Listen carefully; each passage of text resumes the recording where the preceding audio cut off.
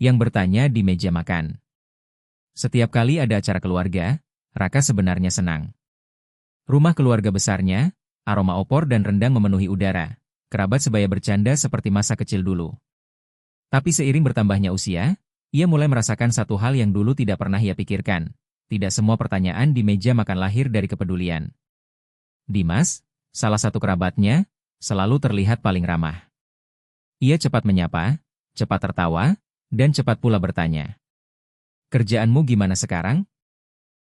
Masih di tempat yang sama? Kemarin dengar kamu putus ya?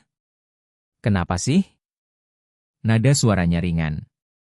Seolah hanya ingin tahu. Dan sebagai keluarga, rasanya tidak enak kalau tidak menjawab.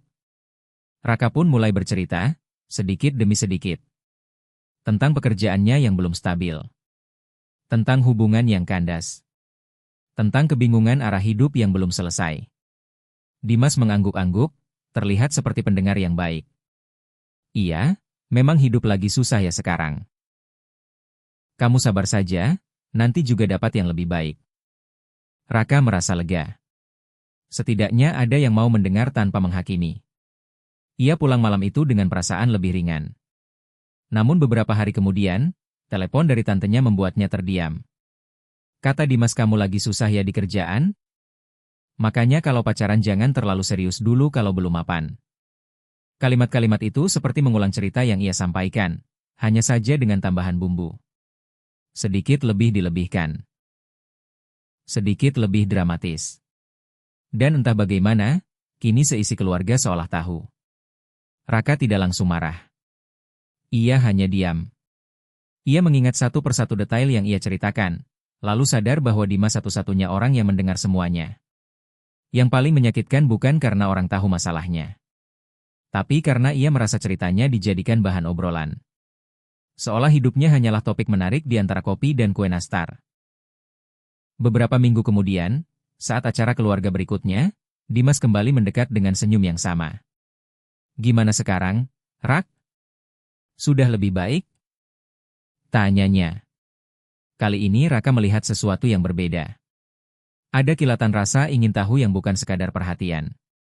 Seperti seseorang yang sedang mengumpulkan cerita baru. Raka sempat ingin berkata terus terang. Ingin menegur.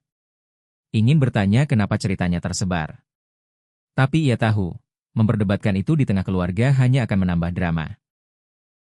Ia teringat pada satu prinsip sederhana yang pernah ia baca tentang stoikisme. Kendalikan apa yang bisa kamu kendalikan. Lepaskan yang bukan milikmu. Ia tidak bisa mengontrol mulut Dimas.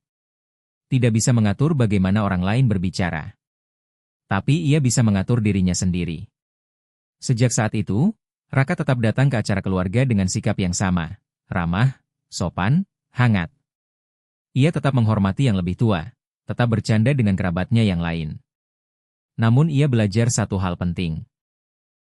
Tidak semua orang berhak tahu isi pikirannya. Ketika Dimas bertanya lagi, Raka menjawab singkat. Syukurlah, baik. Sedang fokus mengembangkan diri saja.